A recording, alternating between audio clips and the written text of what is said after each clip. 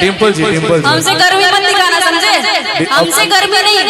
अपू भैया, हमारी आदत नहीं है पैसा लेने का, मैं नहीं लूंगी। अरे जब पैसा जो नहीं मेरा प्रोटोकॉल है वो है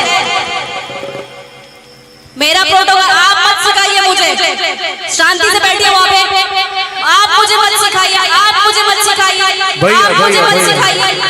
भैया भैया तुम चुप रहो, चुप रहो, तुम चुप रहो, तुम चुप रहो।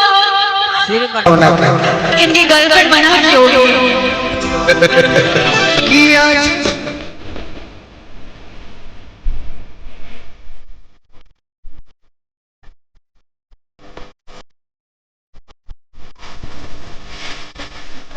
कहते हैं तो एक लड़की मिलती है आपके जैसी।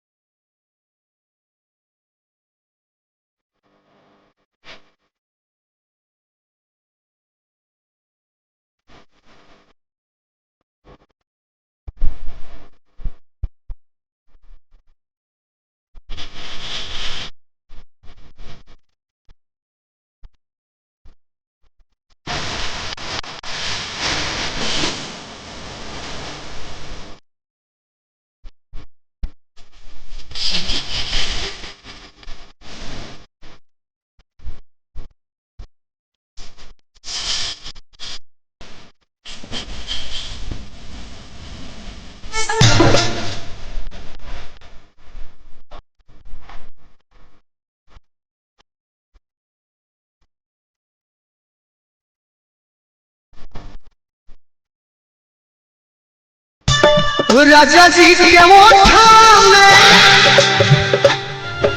ये सखी का